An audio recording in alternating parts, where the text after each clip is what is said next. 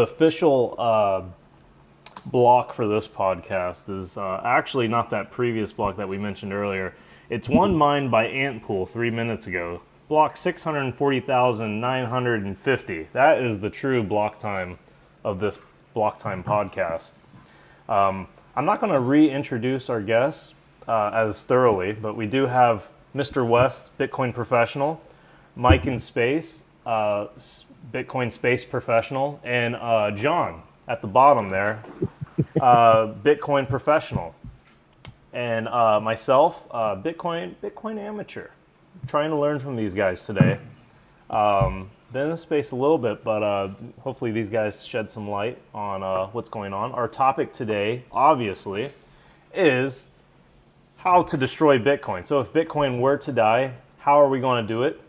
We had a little bit of a foobar earlier where audio wasn't working, so we might repeat maybe a couple things of what we already said. But to give you a quick, to maybe recap a little bit, Mike, maybe if you want to bring up Beanie Babies again, we can just kind of think about this again, because it's kind of a deep topic. You know, I might need to hear it twice. Right. So yesterday, Tidwell and I were talking on Twitter, and on the topic of like the death of Bitcoin, and he brought up, well, you know, a Beanie Baby is still worth something 30 years later, and my point was that a Beanie Baby doesn't really require any economic inputs to continue to exist. It can sit in someone's attic collecting dust for a couple decades until nostalgia creeps up and suddenly it's worth something again. Unlike Bitcoin, where you have this whole built-out network and you have mining and there's a lot of costs that go into it that, you know, I don't find that to be like a fair comparison. Sure. And then I think my rebuttal to that, this is what kind of prompted this show was, you know, this is kind of a deep discussion, because not only do we have to dive into that, but it's more like, how do you define how a coin is alive? At what point is it dead? At what point is it alive? And that by itself is a bit interesting. And then the other thing about that is well, maybe that encompasses what I was going to say, the economic activity portion, because economic activity with, you know, how you define it's whether or not it's alive or not. So right. So you had made the point on Twitter that, you know, Bitcoin isn't dead if, you know, there's one guy in his basement continuing to mine on his CPU. Well, to be fair, my point, you were the one who said a LARPer in his basement. LARPer, exactly. So my point was, Bitcoin is an economic system, right? So it's like, even though technically he's running the software and he's mining, it's like, if it's just him or it's just like, you know, 3 people, like, that's not significant economic activity.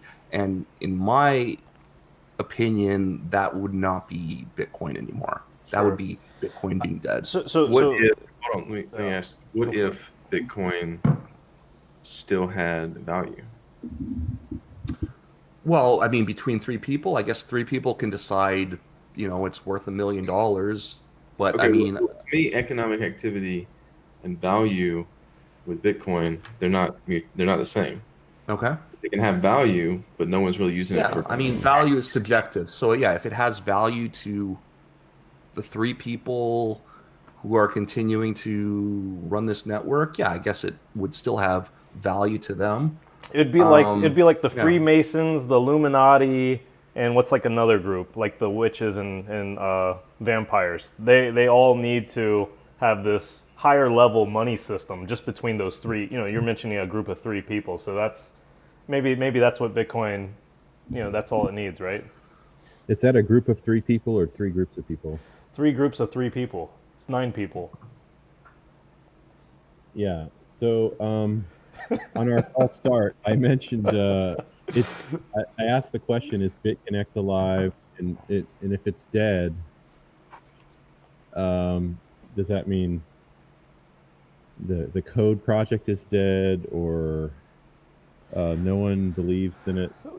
I think BitConnect though might be a little bit like apples to oranges. I wish you would like compare it to like a maybe more of like a public, like Feather Coin, or like or some coin from like 2012 or 13, like Clams or something, right? Well, so Feathercoin is one of the oldest cryptocurrencies. It's definitely not a scam because no one ever made money off of it. So what was the gimmick with Feathercoin? I'm not too familiar with that one. It was Faster than Bitcoin, or like what was their 1 minute blocks instead of 10-minute blocks. That was the right. gimmick. And so it was light, right? like a It was a feather. light coin. It was lighter than Litecoin. It was a feather. So it's lighter than Litecoin, Feathercoin. Yeah. Yeah. So what if I mean with Feathercoin, I mean yeah, I mean this might be a good approach to like talking about Bitcoin. Like how did Feathercoin quote unquote die, or is Feathercoin dead? Like if I look up Feathercoin right now on CoinMarketCap, what is it looking like? Like what's the volume of Feathercoin right now? FTC is the ticker. We're sitting at $4.5 million in 24-hour volume. Whatever. It's up 7% today. Is Feathercoin dead? Market cap 2.5 million. I don't know. I mean, I don't know a lot about Feathercoin, but I mean, there's people running Feathercoin nodes out there, or is this There just has a to be, centralized otherwise, coin? I mean, the exchanges Well, no, not necessarily. at least have to. I mean, it could just be. I mean, it could be like the devs running 5 nodes or something. Like, is this a decentralized project? Well, I think now we're kind of running in. Does a blockchain need to be decentralized for it to be alive? I mean, why would you bother with the overhead of a blockchain if it's not decentralized? Like that's a lot of overhead there. You could use a database instead, right? The question I have is, why is Bitcoin alive, but that is arguably dead? Well, I mean, I think Mike's definition, lack of economic activity, and now he's bringing in another piece, which might be decentralization. So if it's not decentralized and if it doesn't have enough economic activity, it's declared dead by the Mike in space threshold. All right. So how many criteria do you have in your head that you haven't shared with us? So I heard the nodes can't be run by the devs.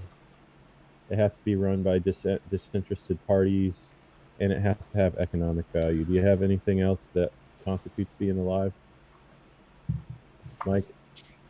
Both of which are incredibly hard to measure. Right, exactly. Maybe there's a way, but I wouldn't say there's a clear way. Especially if you start thinking about like Bitcoin trying to do a bunch of off-chain stuff. I mean, how do you measure that publicly? You know, like between two people in a private channel, it's like there could be all kinds of transactions happening potentially. It'd be so hard to know. Mm-hmm. I mean, what methods would you recommend in measuring economic activity? Maybe we can dive into that. How do you measure economic activity of a blockchain or a crypto coin? Does it have value? That'd be mine. Does it still have value between a bunch of people? Well, that's if I try to sell some, will somebody buy it? Right, and that points to volume, right? So some of these coins, like they have high prices, but there's no volume, and it's all just wash trading or whatever. How many of them are there? Well, even if there's wash trading, you can still trade into the wash trading. I mean, it can be faked, but you can still, right? To John's point, you could still sell it if there's volume. If volume's happening, you can still, even if it's fake volume, you can still be the 1% that's real of that fake, as long as something's happening. As long as people still accept that it has value, then it's still alive. I'm not hearing anything that I can sink my teeth into. Okay. Well, what question would you have then? See, for me, the value is what I attribute success or failure, basically. Because, a lot of people think that it's been a failure. And I would say for like the transaction fees we were just talking about before we got on the podcast, it has been a failure in the sense it's not going to have mass adoption, which people have been talking about for all these years. I'm going to play devil's advocate here for a second. Is gold, I mean, you don't transact daily with gold. Is gold a failure? It's an app comparison, but this is a digital money. It's a different way of transacting. No, you can't hurl gold at someone across state lines or country lines, but you can theoretically transact Bitcoin. So it kind of transcends the uses of gold, but it's a good comparison. Well, what to put what you were saying about economic activity to West, you're saying as long as it has value, it's alive. Going back to maybe the Beanie Baby example. Yeah, I think we're thinking in two different ways. But for me, I come from a premise of like the people's perception of its value. I was thinking maybe Mike was talking about its use and its actual operation. Is that what you're saying? So when we're talking about value, we're not necessarily talking about price, right? Well, price is a measure of value. It's kind of like we use a kilometer to measure distance. We, for lack of anything better, we use US dollars to measure the value of Bitcoin. It helps us think about, like right now, Bitcoin has just got above 10,000. That's a pretty nice car, but we can't just go around saying that Bitcoin is worth a car, you know? But we could. It's one way of saying that it has value. But say the price dropped in half. Does that mean the value is dropped in half? Not quite as nice car. No, but I mean, if the value is like anonymity and the ability to, bypass capital controls and so I think what Mike's saying, the value, is that the price. It's a purely utility value, is what Mike's saying. It's not like a store value, but more of a utility value kind of thing. I would say the word for that would be intrinsic value. Like what are the use cases for it that make it better than doing a credit card online? Well, I mean, the credit card company can't shut you down. I mean, you know what I mean? Like with WikiLeaks, right? They were able to continue to accept donations in Bitcoin because the credit card companies blocked them, right? So, the censorship resistance is, a core value of Bitcoin, right? So, I mean, if the price goes down, if the price goes up, I mean, it still has that property. So I don't know. It'll always have that property. And I think as long as people recognize that property is unique to it, that they will attribute value to it.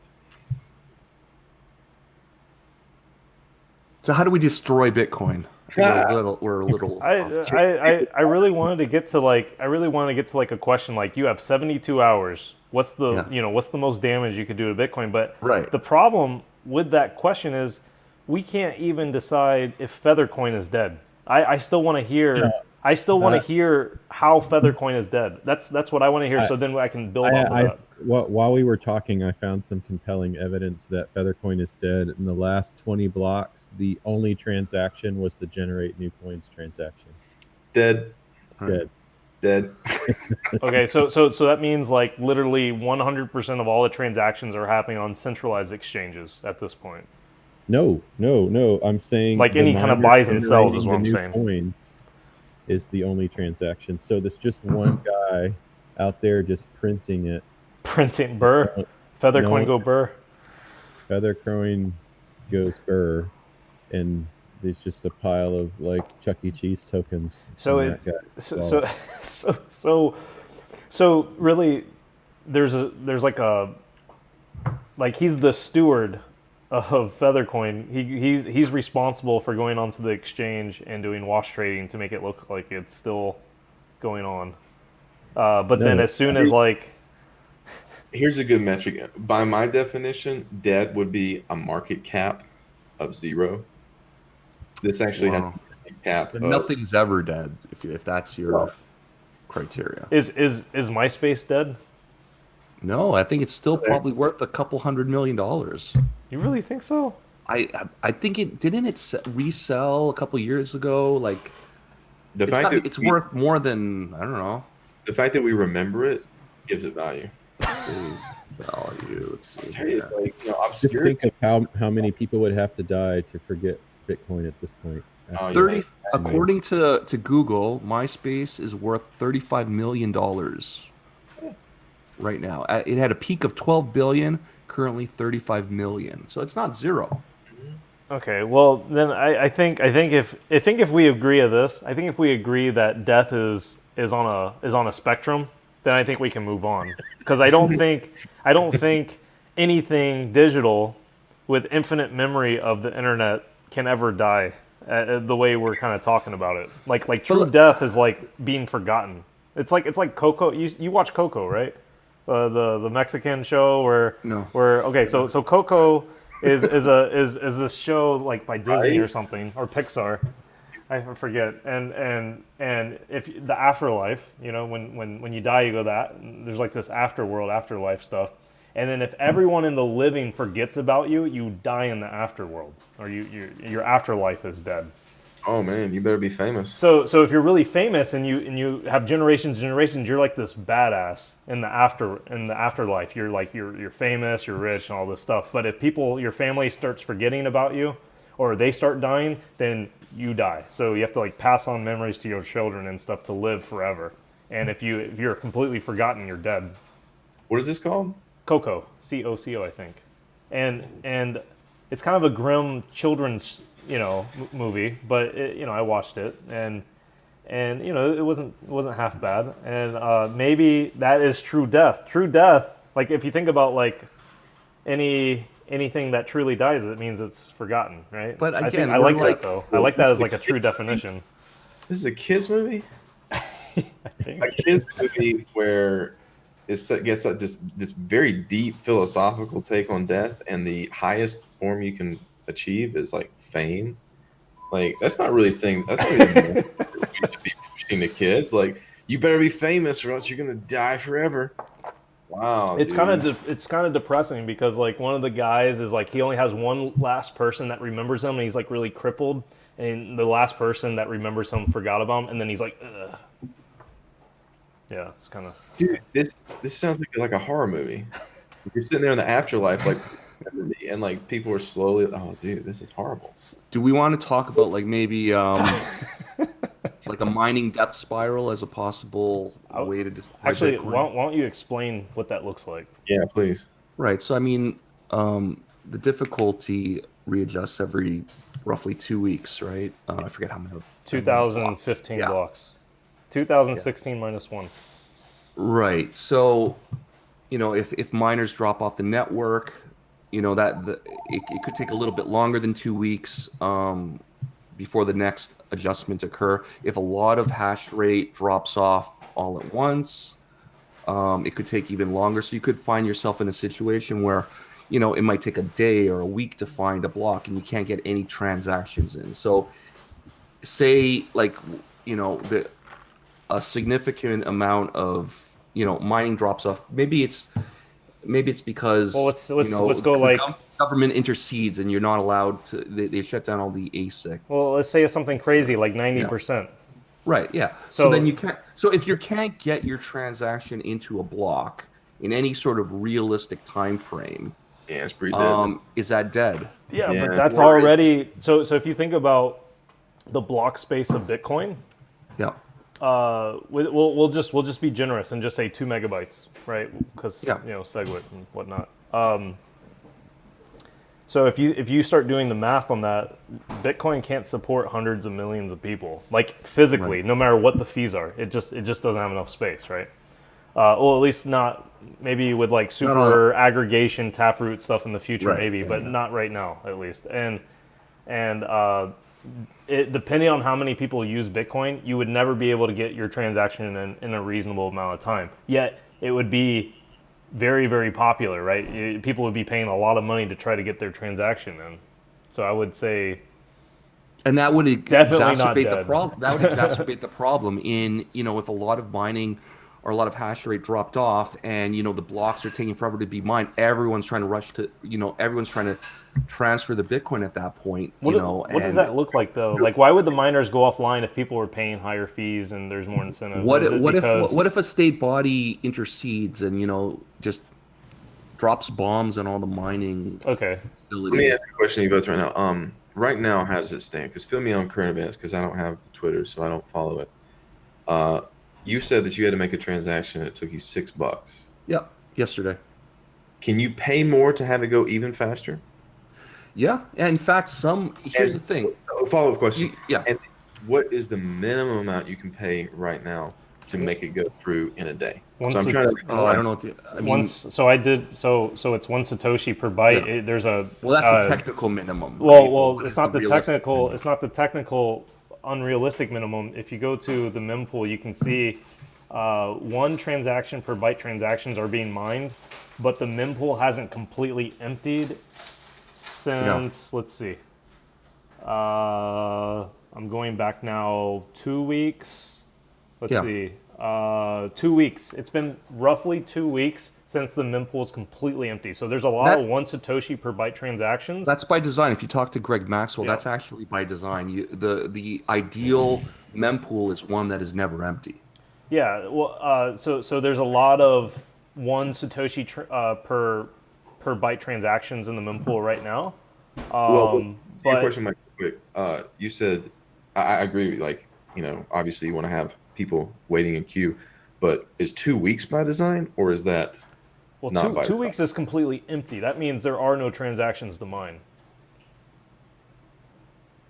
I don't understand. So, I mean, if you're stuck in the mempool, there are ways to bump your transaction with adding more fees. There's also there's services where you can go directly to the miners, or to the mining pool, and you can pay them in fiat, and they'll bump your transaction. So, how would you use the small block size to kill Bitcoin dead? I don't think that you can, especially with a fee market. How can you what? Sorry, can you repeat that? How do you use the limited block size to kill Bitcoin dead? I'm not following the theory how you would do that. I think he's talking about the mining death spiral right now. Is that related to... it is related to the death of Bitcoin. Yeah, I mean, I don't think that has anything to do with the block size necessarily. But I mean, if you were to take all the mining off the network, then you'll never hit the next difficulty readjustment, and blocks won't be found. Well, all right. So going back to what you're saying, or my suggestion of 90%. 90% of mining is gone, right? Yeah. And you're left with 10%. So now instead of 2 weeks, it's 20 weeks, right? Simple math, right? Yeah. It takes 10 times longer to get to that readjustment, which is 140 days, right? But I think there's also the down difficulty adjustment. I think it only goes. I could be wrong about this. I think it only goes down a certain amount. Like, it's not gonna, like, if 90% of your hash drops off, that next adjustment window is not going to bring it to that 10% level. I really wish this is something I knew the specifics of, but I think you're right. I think it doesn't it just goes down by a certain increment. But it doesn't go. So you're waiting more longer than that single readjustment. Yeah. Like, it doesn't have some kind of smart logic where it's like, hey, if it was really, really fast, make it much, much harder, or if it was really, really slow, make it much, much easier. It kind of either goes up or down by 1 unit of difficulty. Something like that. I think. Yeah. There's one we're one patch away from taking some code that's in Bitcoin Cash and just applying it to Bitcoin to eliminate. Well, then that's the thing. So with Bitcoin, BTC, they've kind of taken this no hard forks policy, right? So of course you could do something that like Bitcoin Cash did, where they did somebody say Bitcoin Cash? Right. So yeah, like butter. I mean, if you take a no hard forks policy, it makes it a lot more difficult to deal with these things, right? Hold on. So you're assuming in an emergency crisis that the quote unquote policy, which is really not a policy, it's just a bunch of power tripping. I mean, it'd be hard to walk that back. Like it would like, yeah, of course they would do it because they would have to, but it would just it would look really bad. All right, but real quick. That kills Bitcoin whenever it looks bad. So I don't know if you know this, but Peter Todd made the argument it would be much better if Bitcoin had. I'm sure Colin's going to love this. It would be much better if Bitcoin had 1 day blocks, only 24-hour block times, where you'd get 1 block per day kind of thing. How does that change your opinion of blocks needing to be at some kind of quick increment? Because that was his argument would be because then at that point the block that you receive is a secure block, and there would be less of a chance of a fork after that. Yeah, I think his point was it also preserves decentralization because all the blocks are going to propagate to everyone within that. Like right now, within the 10-minute window, like there is latency, right? So some miners are disadvantaged by that, right? But if a block is a day long, you can be pretty sure that everyone has gotten the last block. So they're building on the new block pretty well at the same time, right? So I have a question for our new guest. Colin, is Bitcoin BTC dead? Yes. Yeah. So how do you define death for a crypto coin like Bitcoin, BTC? I suppose when it stops gaining new users. I think it's kind of like the mentality of companies, either you're growing or you're dying. And so, I mean, obviously the lack of users can come from a lot of different things. BTC is probably primarily the fees, but it could just be people don't want crypto, right? And so, yeah, I'd say BTC is dead. Simply because if you're not growing, you're dying, and it's hard to onboard new people when things like transaction fees are so high. So obviously that's a very simplistic take, but yeah. So how do I know you're just not some salty Bitcoiner that just bought into that scam project Bitcoin Cash? Because if we're just talking about BTC, it's had negative adoption, like less exchanges or less merchants, I suppose, are accepting it than ever before. It's probably because of maybe it's because of fees, maybe it's because of lack of user demand. What are some numbers on that? I'd be interested to hear like numbers like during the hype of 2018 or whatever versus now. Like what have you? I'm sure you've done research. That's what I'm curious. Yeah. Okay. I would just say that now's a really good time to transact in it because it's essentially everything's become a stable coin. I'm looking at BCH right now, and yeah, for like last couple months, pretty much the same value. I mean, you would use such precious coins when it's about to moon, Wes? I mean, that's not the Bitcoin mentality, man. And I always tell this story about when I went to the first Bitcoin conference, and I talked to some people that were mining back then, and knowing their gigahash, because back then it was measuring gigahash. I calculated they probably had several thousand. We went out to eat, and I paid for my sandwich with about a Bitcoin, maybe 1.25 Bitcoin. And they didn't spend a single one. And I realized then, back in 2011, wow, now people aren't really going to use this to buy things. I have it. Except me. Because I was fascinated by the whole, using it, like magic internet money. Hey, can I let another Mike in here, Michael Moransky? Sure. The more, the merrier. I mean, what's one more? Oh, Sammy. One more, Mike. Let me ask Colin. Who's Sammy Spice? She wants in. Should we let a girl in for diversity reasons? I'm gonna keep my mouth shut on that, Tidwell. Definitely not for diversity reasons. I don't know her. She just randomly messaged me. She's been around. Sammy Love goes by another name. I still want to hear. So Colin, I kind of want to pick your brain. Welcome, other Mike. I'm going to call you Mortal Kombat Mike. But we have Mike in space, me, Tidwell, and Combat Mike. My middle name is Michael, so I'm a Mike too. So Colin, I want to pick your brain. In the most objective terms, right? Take off your Bitcoin Cash hat. Take off your crypto love for humanity hat. Take off any kind of hat that you might philosophically be wearing. How would you look at Bitcoin, BTC, and say this project is dead? Is it only the fact that it might be not growing? Is that really the only measurement that you would measure death? Measure the death. Yeah, especially since there's other coins that are kind of rising so fast. I mean, if BTC was so good in growing, it would squash the other coins, right? And yeah, I don't know. It just doesn't seem like, innovation aside, I don't think it's doing very much on the innovation part of it. But that's Colin, that's because you can't see the innovation now. It's off chain. Don't you understand? It's off chain. You just can't see the innovation. You just have to know.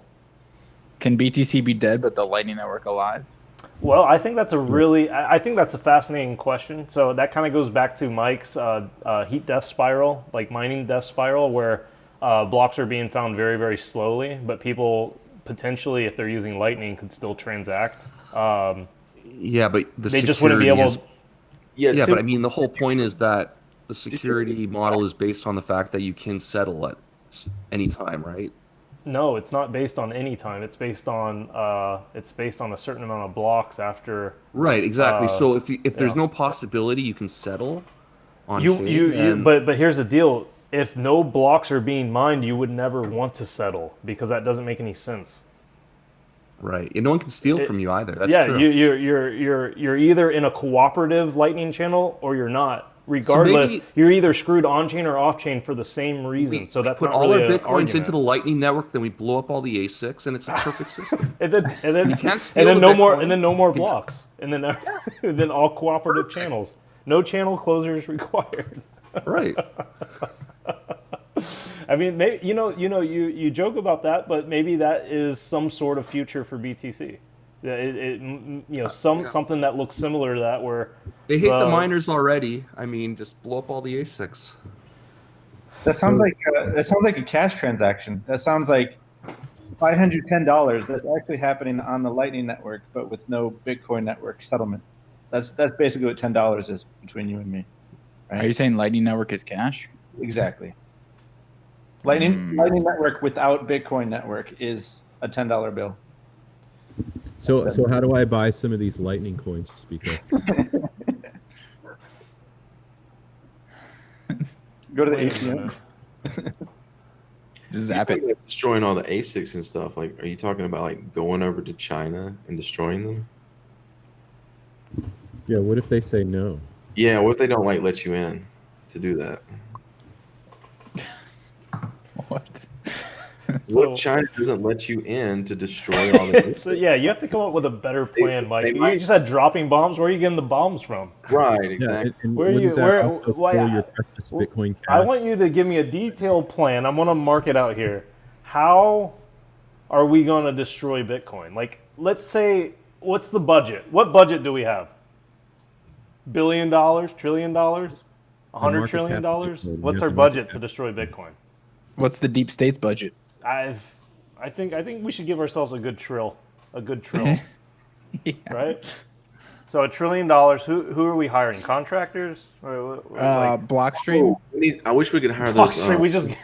Who's that father and son duo that like? Tapscott? No. They got that guy out of Japan that was embezzling money. Coinbase sold him out. Somebody just posted in the room where they basically got paid in Bitcoin to go in like special forces style and get this guy off of house arrest and out of the country. Wow. Let me look that up real quick. You didn't hear about this? Like that's like a use case. Pay mercenaries to help you skip bail. Destroy Bitcoin. Well, I mean, destroying Bitcoin, you just make it unusable.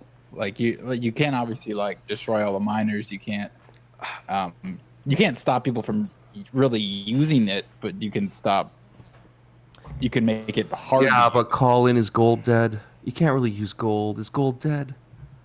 But it's pretty scarce too. Shit. I like that argument though, Mike, because to me, just because something isn't growing or whatever or increasing in activity, kind of like what you and maybe Colin's alluding to, I wouldn't call it dead just because it's stagnant or going down a little bit. I think there's definitely some kind of threshold where if there's some kind of feel, I think it's like if there's some kind of feel of usage, if there's some kind of feel of memes still being generated on our Bitcoin, yeah, I think that's a good measure. You just go to our Bitcoin and our memes still being produced, and that's how you know if it's still alive. Feathercoin, I bet you memes are not being produced for Feathercoin. That might. The reason that Dogecoin had its little resurgence is because it was always about the memes. I think literally, if memes are still being produced for that blockchain, that coin, that is a good indicator on whether or not that chain is still alive. I want to like get a mug and like say, change my mind, and just be like, But these things are all memes, right? Digital gold, world computer, these are memes, right? Yeah, but the memes aren't being produced for the bottom, 500 coins or whatever, or however many of them are. Yeah. Don't talk about Spice that way, bro. Yeah, Spice is very much alive, right? That's why I wanted it for TabConf, because the memes are dank. The memes are spicy. So, did we come to a conclusion? It's just proof of meme, right? It was never about proof of work. It was just proof of meme. The two astronauts, right? You know that meme? It's like the cake. It was meme. It was memes all along. Always has. Accurate. I still also am curious. Like, I still don't think the death spiral mining thing would kill Bitcoin. I think it would. I think it would leave a bad taste in many people's mouth. I think a lot of people would leave.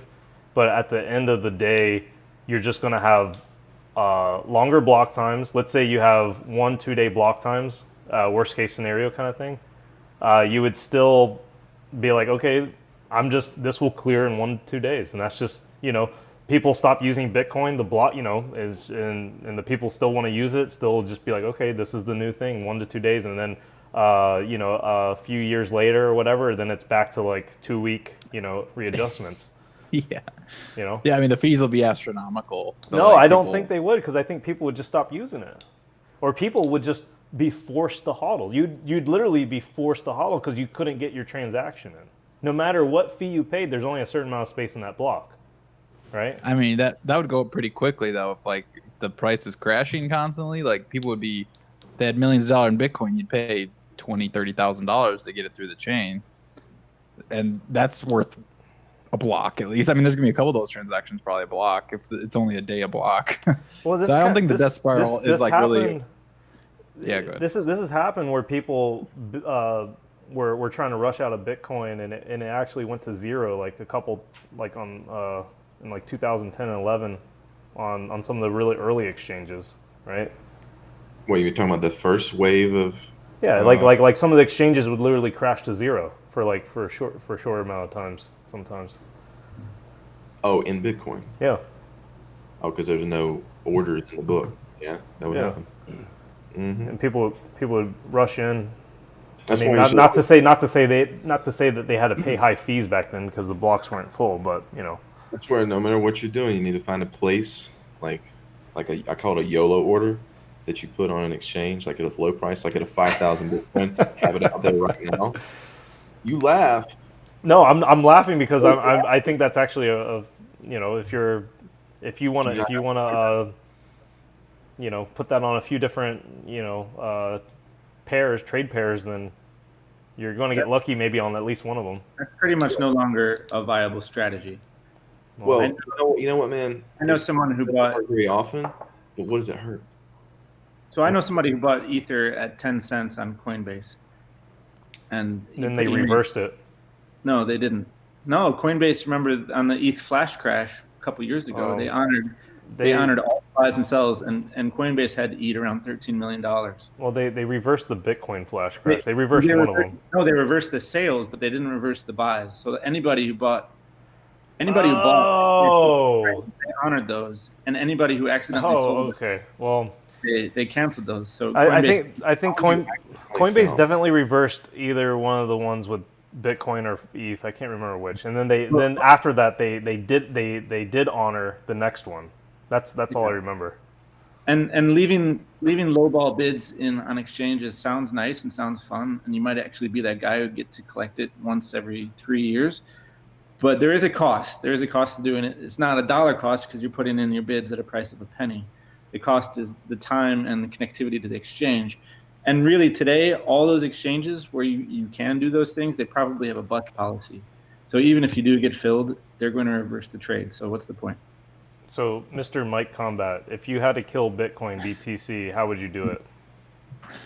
Well, I mean, how do you define like a dead Bitcoin? How do you define dead Bitcoin? Okay, I would just set a minimum number of transactions that happen on the network per year, and let's say that number is like 10. Okay. How do you get 10 Bitcoin transactions on the Bitcoin network or fewer? I don't know. It's a slow like descent into okay.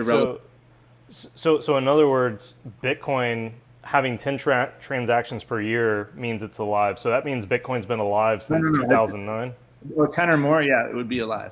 So what do you think about? So Mike in Space is saying Bitcoin only was alive via the Laszlo threshold. Are you familiar with the Laszlo threshold? Did you learn about that in your studies at school? Are you familiar with Laszlo's threshold? That's what I'm asking. You know what I'm talking about? Am I familiar? No. Okay, so Laszlo's threshold, I think it's like physics 2, is like when you spend 10,000 Bitcoin for two Papa John's pizzas. Mike, which happened in 2010. So it was like the first kind of like transaction for like a tangible thing. Michael Tidwell is the Laszlo of Bitcoin Cash. Didn't you buy Sunseth a pizza? Oh yeah. I forgot. We did the first Bitcoin Cash transaction for when Bitcoin Cash split. We did a pizza transaction similarly, and it had to do with Florida too. So that was the cool part. Yes, a little bit of Bitcoin Cash trivia there. What did the floor?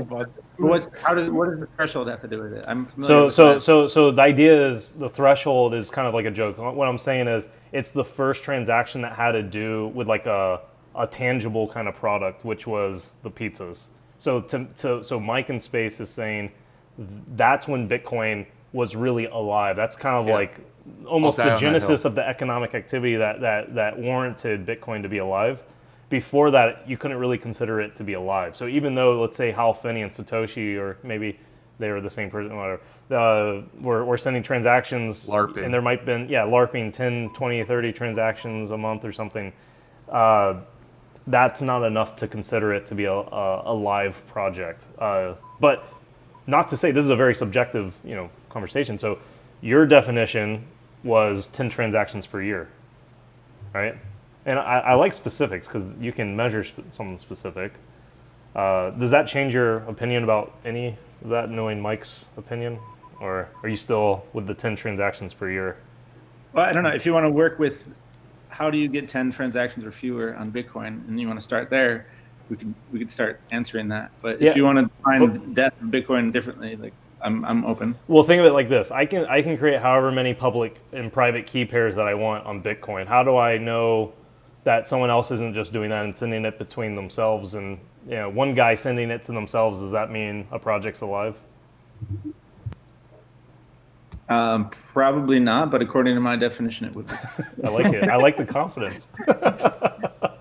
You could you could create a coin that sends 11 transactions a year, and it would be alive forever. The Mike Combat threshold. I like it. So yeah, have we accomplished anything on killing Bitcoin? Well, so is SV alive? Wait, it has tons and tons and tons of transactions. They have like the Trump of. They have like Craig Wright, who's like the Trump of their. He's like literally the Donald Trump of blockchain right now. Is Craig Wright?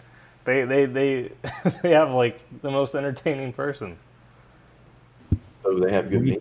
1,000 transactions an hour. I don't know. Do they? Hey, Colin, does Bitcoin SV have good memes? I don't know if you would know, but Well, it's not, I mean, they have a giant meme in the form of Craig. yeah. right. If you count pictures of Craig with captions underneath memes, yeah, sure. There you go. They may not be the most clever, but How many of those memes are made by BSVers? So because SV has twice as many transactions per hour as BTC, does that mean it's twice as alive? So alive right now. I mean, if you count the weather as being alive, weather transactions, it's what they all are. It sounds like there's some consensus, though, that transactions happening on chain is an indicator of whether or not a project is alive. What would you say to, like, let's say I remember Bitmain, or I can't remember who it was. One of the pools, at least, was mining empty blocks. What if a bunch of people did that? Is the project dead? And let's say like hash rate is going up, would the project be dead? Well, each block is a transaction. That's true. Do we want to talk about bunker mode? Have you heard of bunker mode? The Daniel Krawitz. No, this is an Adam Back thing. Like coming out of a bunker and knowing what's the truth kind of thing? That's a great video. I love that video, but this is different. So Adam Back proposed that with a hash rate attack where, miners are, mining empty blocks, right? Basically crippling the network. The idea is that we would turn to sort of like an oracle, like Blockstream, who would say, well, we're no longer following the most valid chain. We're following this lesser chain that's not attacking the network, right? So that's sort of this bunker mode that he was describing.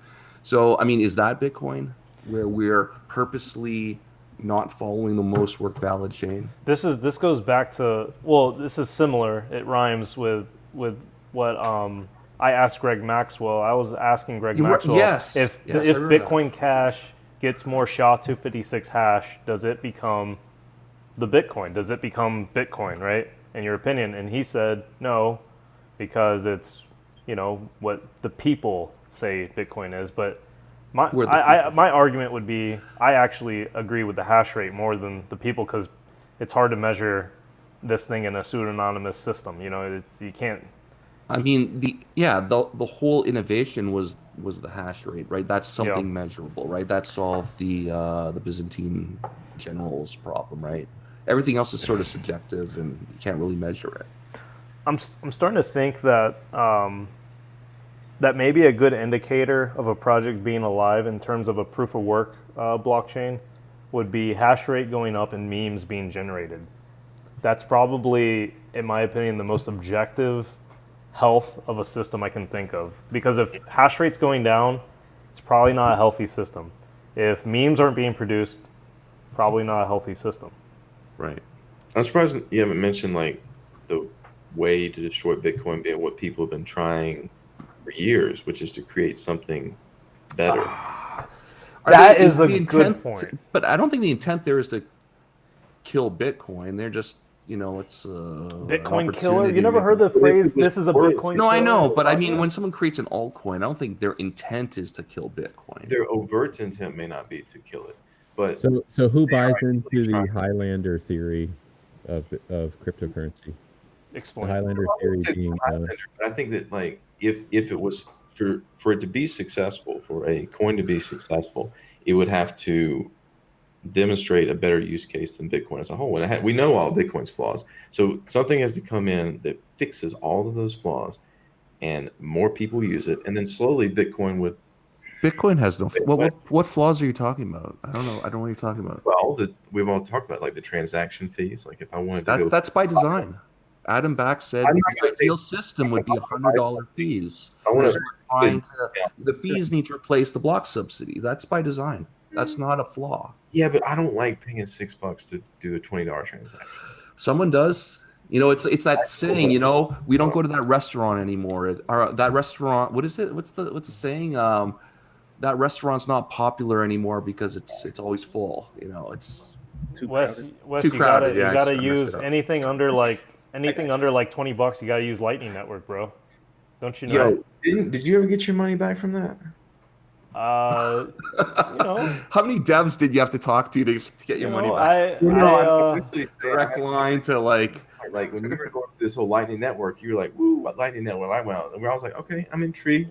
And then then you came to it like, "Oh God, I lost my money. Can anyone help me get it back?" I'm like, "Man, they really fucked up the launch of this thing." Well, I would say Lightning. But he got his money back. He just had to talk to all the top devs, and they were. I would say the top devs were really helpful. The smartest Bitcoin person I know, everybody, maybe John, but he keeps it under wraps. He doesn't want people to know how smart he is. Couldn't figure it out. I don't think I want to mess with it. So I used to have the brainworm virus called #reckless. I was previously affected, and I'm feeling a lot better now. But yeah, the bottom line is, Lightning is the most likely thing that could kill BTC. Yeah, because it's coin agnostic. It's not tied to BTC. You can route any. In fact, you can route Tether over it, right? So I mean, a stable coin over Lightning is like that's. So I think the scariest thing about Lightning is atomic swaps and the decentralized exchange, and the ability to drain all the value out of one coin into another coin. That's terrifying. So real quick, kind of going off what Wes, Mike, and you were saying, I think the cheapest way to kill Bitcoin is to replace it with something cooler, or Bitcoin becomes like uncool essentially, like what you're kind of referencing, John, like coming up, or in Wes as well, like coming up with something clearly better, I think would be the best way to kill Bitcoin. How do you define better? Because someone will say, well, Bitcoin is the prime mover. It has all this history. It has the network effect. You know, you could create. Well, we already it's like saying I'm going to build a better Facebook. But I've already defined how to define the health of a network. It's hash rate and memes. If there's more memes and hash rate on another chain, then it's healthy. He was saying, like, you know, there's a lot of things like it's semi-anonymous. I mean, we all have to give that caveat to it. Whereas you have more privacy-focused coins. You have coins that go faster. You have coins that have lower transaction. There's a lot of ways that it can be. I'm going to push back a bit. That the fact that it's pseudonymous and not anonymous, it helps Bitcoin. How? Because, for example, take Zcash. All the exchanges, they won't even go near the shielded addresses, right? It has to be unshielded, right? So if Bitcoin was truly anonymous, it wouldn't have all the on-ramps and off-ramps to the fiat networks, right? The fact that it is sort of a transparent blockchain it plays ball better with the exactly regulation, yeah. Right. Yeah. Well, it's hard to get a fiat off ramp on Monero. Why not just use credit cards if you're like play with the regulations? Like, why even have a currency?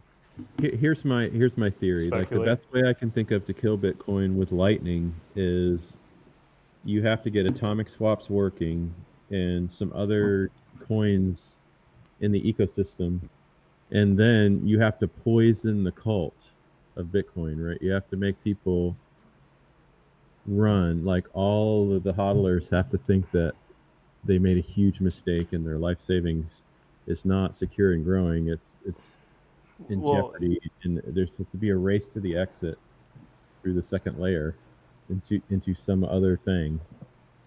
Oh yeah, like imagine like if all the famous Twitter Bitcoin people like Mike and Space tweeted out, "Hey guys, Bitcoin's been great, but now there's this new thing, BTC XYZ, and it's real easy, atomic swap, boom." And Peter Woolley, I know I said his name wrong, but Voile tweets out, "Yeah, you know, I'm really excited to work on this exciting project." And Jimmy Song's like, "Yeah, I'm going to start teaching classes on BTC XYZ," and then you have like all these like, you know, people do that. Then yeah, that would.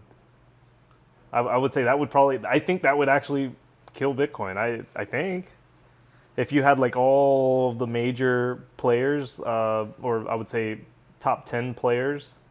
Well, like for example, like a Black Swan event. So Satoshi reemerges He proves who he is. He moves his Bitcoin through an atomic swap in Lightning to another coin and says this is the real Bitcoin now. Well, that's my scenario. That's the best one of that. I don't think Satoshi would have more influence than current like top 10% Twitter. You know, the top 10% of Bitcoin influencer kind of people. When I say influencer, I mean like devs. Oh my gosh, you don't understand. You don't understand the cult of Bitcoin then. I don't think Satoshi would have that much power. I really don't. Price-wise, Satoshi definitely has more power than the top and then all of crypto Twitter combined. Because no, price-wise, I'm talking. If Satoshi moved a single coin, I know there's probably 20 trading firms or even 100 kids in their basement looking and waiting for that transaction. When they see it, they're gonna market sell. And they will sell everything. I'm not convinced. I'm not saying you're wrong. I'm not convinced. 1.1 million Bitcoins, and if he moves one, that proves that they're probably all sendable. What do you think, Mike? Mr. Space. You buying Sorry, this? I was looking on Twitter. I missed that whole thing. So Satoshi. It's the greatest scenario ever, Mike. Pay attention.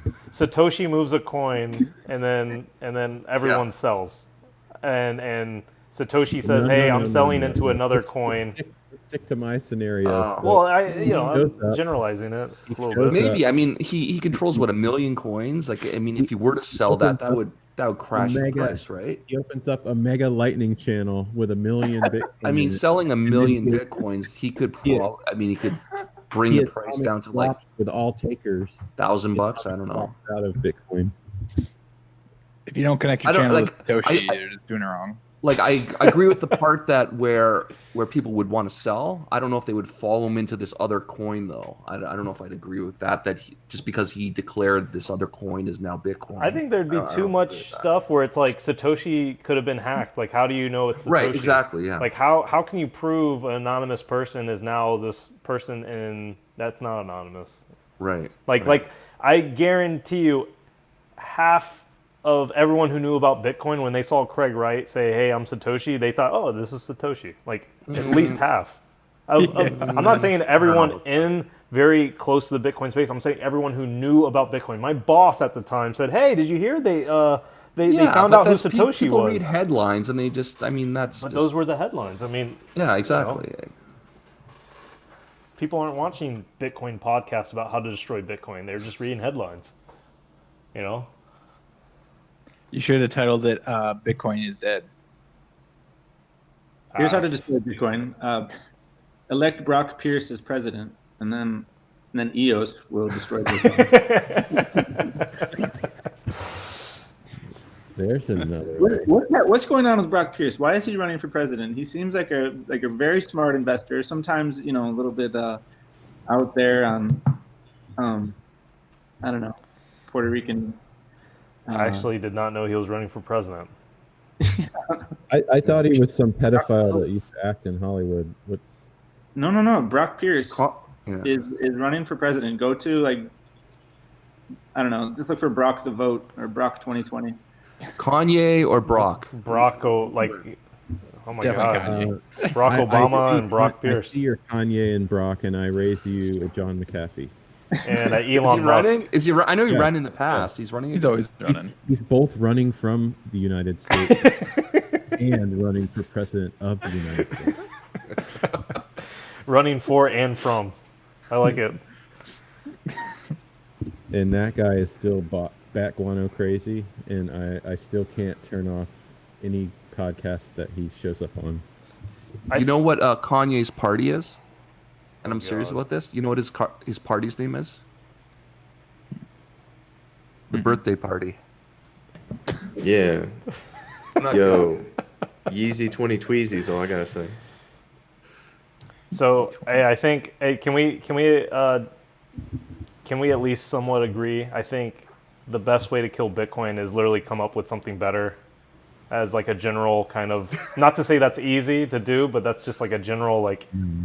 You need a better meme. I mean, that's really what it's about. So John, you're shaking. Better meme than digital gold. Then You're shaking your head. No, I mean, literally no, coming up with okay, something better so- would involve a atomic swap. That would involve it. Or does it also require Satoshi coming out of the woodwork? No, it has to. Well, the only thing that can trigger this scary thing that I'm thinking about in the second layer is Satoshi coming out from hiding all of a sudden and then doing scary, drastic things with his bitcoins. But no, there is a lot of things that if you read the code and you understand the code are better than BTC. There's a ton of things, but you will never get the immaculate conception, like to be the first to solve the Byzantine generals problem. Unless you have a time machine, you can't go back and solve that problem the first time with any other coin. So until Bitcoin BTC dies, there's no way to like close up Pandora's box without anything escaping, right? So anything better that comes along is just going to eventually be adopted by Bitcoin when it's valuable enough for the idiots that run it now to be pushed out of the way. But they say that a lot. But I mean, with this no hard forks policy, how do you do that? How do you take the best parts of other coins and incorporate them? Yeah, I know even Bitcoin devs will say that Mimblewimble has some novel tech there, right? But you can't really incorporate that into Bitcoin. So how would I know it's a talking point, but how would that really happen? You're using this word policy. I'm not sure you know what it means. Probably not. So there's no such thing as a policy. There's code, right? And there's some special boys that are controlling the get to write new code, right? Yep. So until those special boys are unseated, and somebody else allows other people to write code, or we go and grab code from another project that's good and incorporate it, merge it. Things are running slow or not at all, but there's no such thing as a Bitcoin policy, right? It's just the problem with the narrative against BTC is you use those type of words and then everyone knows you're full of shit, right? So you cannot say words like policy or like put your tinfoil hat on and talk about Blockstream controlling everything. There's some special boys that control a GitHub repository. And yeah, but they can't force me to run their code on my node. I have to download that code and run it on my node. Sorry? I said until people get mad enough to unseat them, or they can somehow convince the community that this new GitHub is the real BTC and not, whatever his name is. Luke Dash Jr. or I don't know who runs the Get at this point.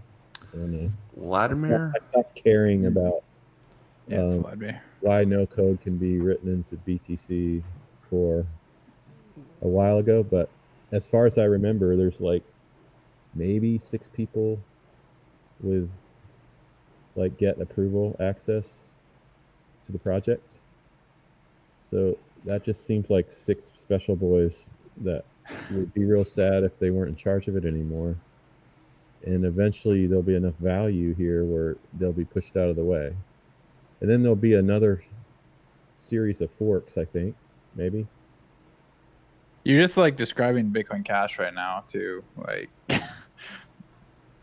yeah, but you didn't win the community. I guess I'm not even talking about I'm not even talking about BTC to BCH. I'm talking about BCH to BCH basically right now.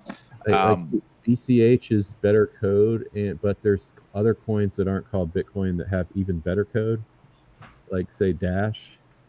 But oh Lord, this is becoming a shill. All you have to do is look at the price back to West Point, and you can tell you haven't won over the community, right?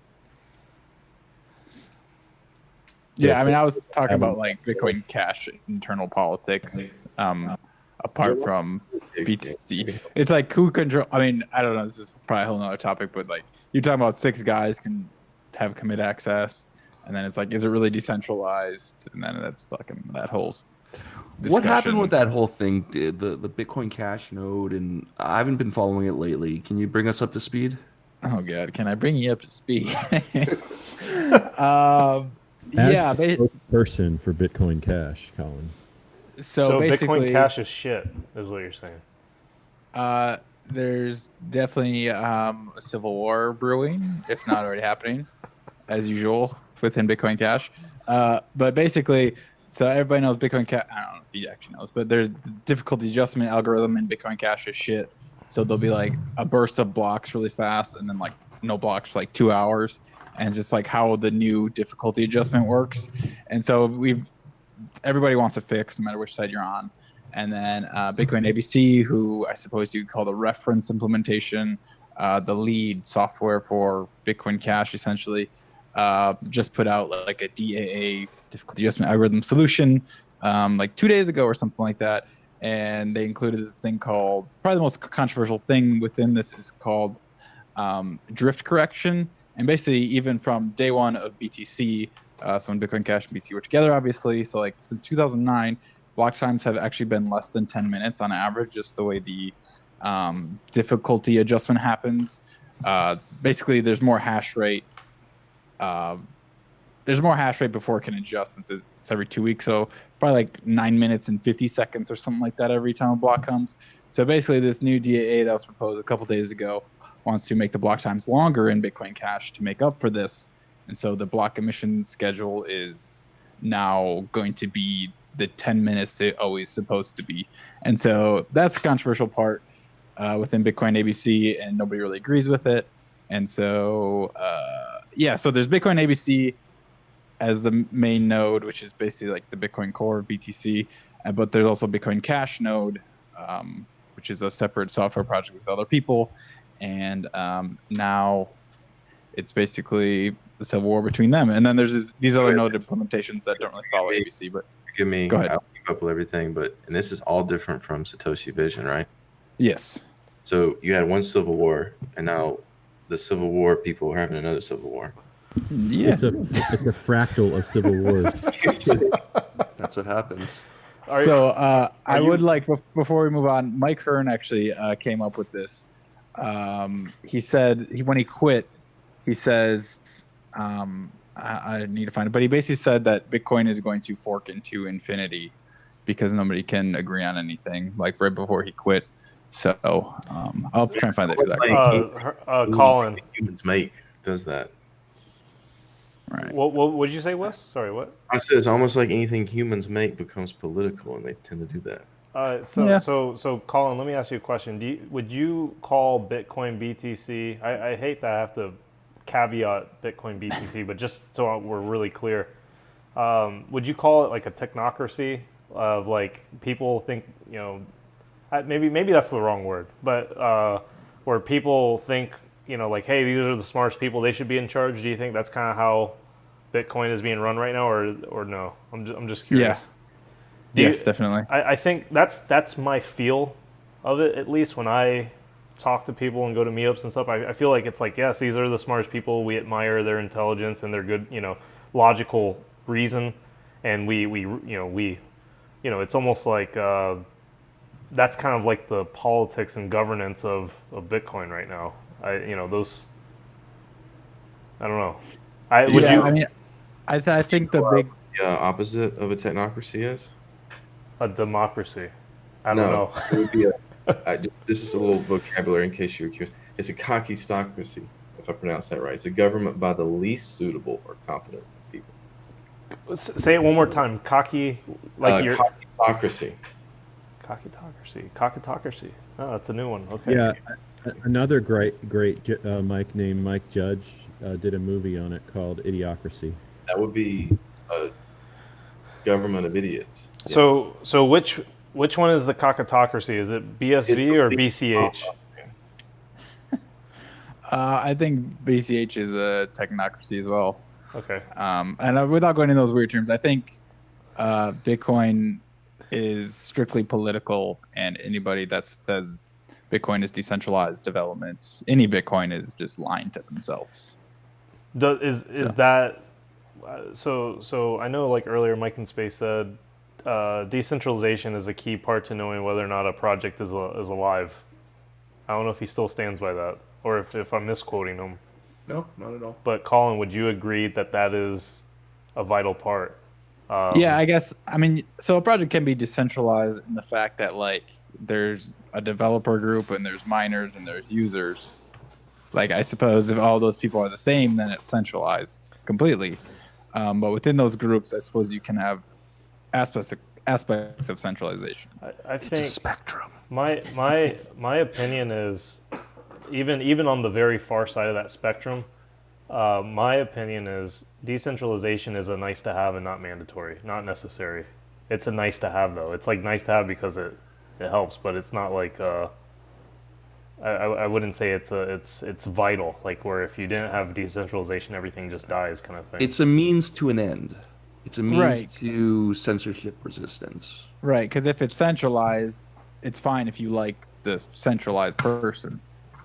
But if you don't, then it's not good. Yeah, I agree. Like if you have a really harsh censorship, you need more decentralization. Is that kind of what you're getting at? And the less censorship, the less kind of burdens of regulation, the less. I guess the lens I'm looking at is like the Bitcoin Cash developer. Like ABC has a dictator. It's Omri Sachet. If you agree with him, if you agree with the dictator, then Bitcoin Cash is awesome and it's great and we should keep him. If you don't like him, well, then you don't like Bitcoin Cash. And so, I mean, generally speaking, right? And so, right, exactly. It's basically, yeah. I mean, in jokes, he called himself the benevolent dictator of Bitcoin ABC. So I think he since removed that from his Twitter profile. But the only time I can ever remember someone in a position of power with Bitcoin getting removed is Satoshi purposely stepping down, and then Gavin being kicked out, pretty much. And then Hearn, following Gavin.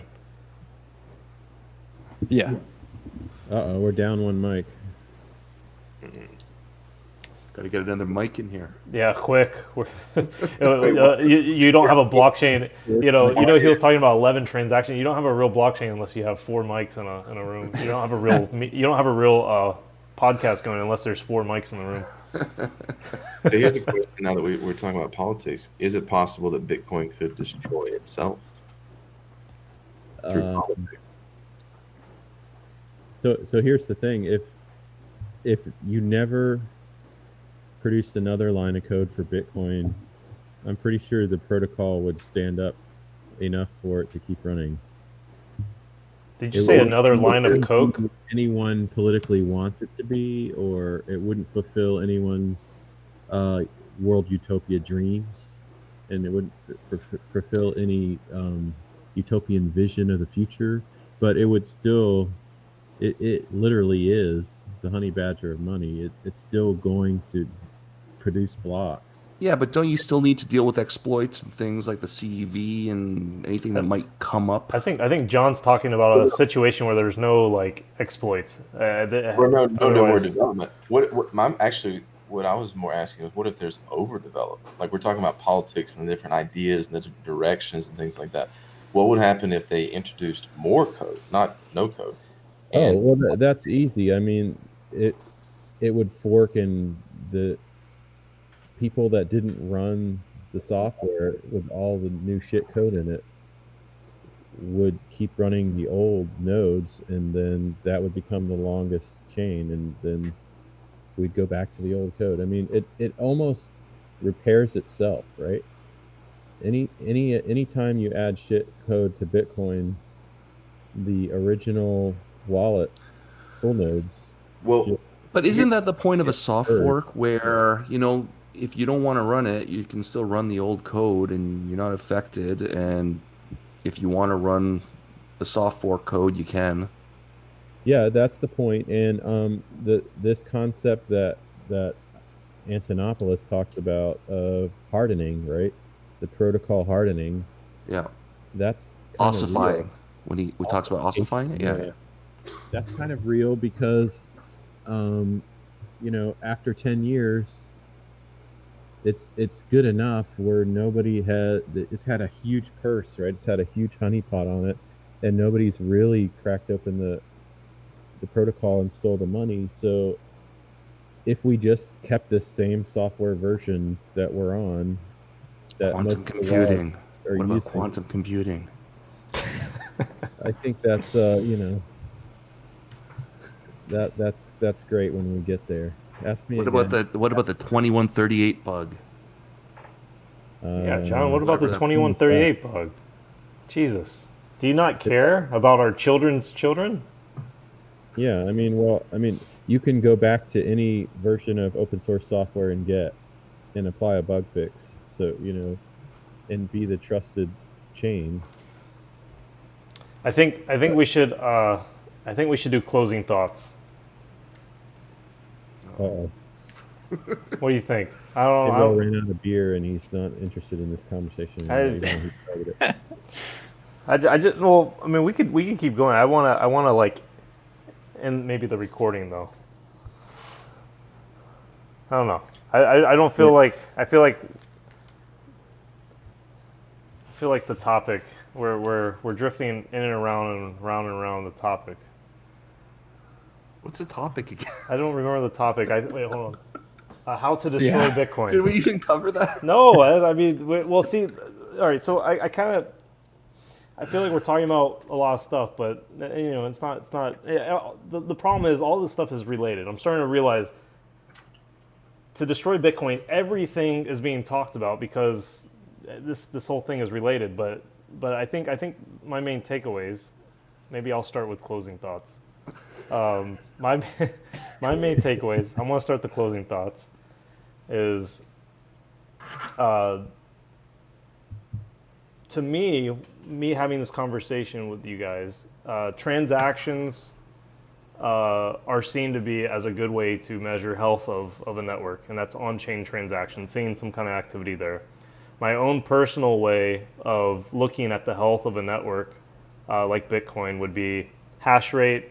And when I say memes, I'm talking about the general feel of like Twitter, Reddit, stuff like that, where it's just, you can't really measure it maybe necessarily, but it's just the feel of like, have I laughed at a meme today, kind of, or this week, kind of thing. I don't necessarily it necessarily involves growth, like to Colin's point, or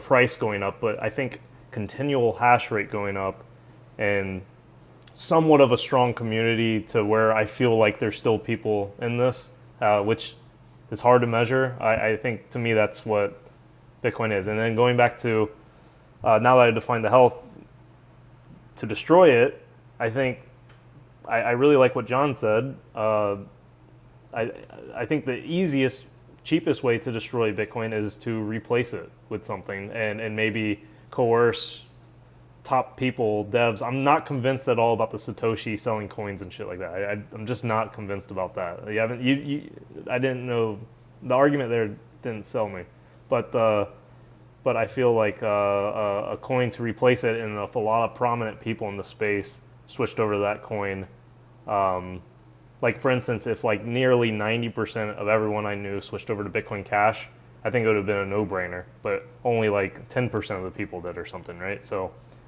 not to shit on your parade, Colin, right now, but you know what I mean.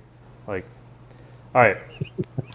So those are my closing thoughts, and I'm gonna popcorn Wes. Closing thoughts. Wes is muted. All right. Oh, I'm muted. There we go. Okay. Closing thoughts are just closing thoughts based on everything. Yeah. Closing thoughts, Bitcoin. I'm of course watching the price. What's really interesting to me is, are we going to break 10K? And I'll say here, nah. Oh, that's a hot take. You're saying really? That's a hot take. I'm looking across exchanges saying You're wrong, but you know what? That's my take. All right. Right. Mr. Space. Buy Bitcoin. I want to retire. We just one more 10x and I can retire. That's all I want. 10x it and I'm good. All right. John? So, Mike in Space, that last meme comment is either going to age well or it's not, right? It's either going to It's either going to make you wish you had a time machine or it's not. You're going to be the god of Bitcoin memes or you're not. So I think the Bitcoin is the honey badger of money, and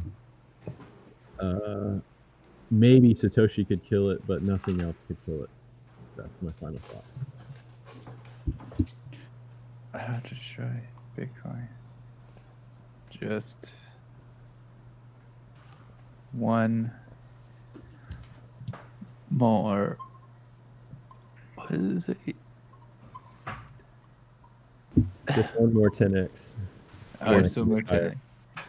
All right. That's my favorite quote. Just one more 10x. That's going to be. I hope if anything comes from this podcast, it's that quote from Mike in Space. Just one more 10x. Or you could do 10x leverage and just double. Yeah, that's basically a 10x. Nah, I'm not into that. My closing thoughts: you can't physically destroy Bitcoin, but you can neuter it and chop its legs off and make it stagger along with $40 fees so nobody uses it. So, alrighty.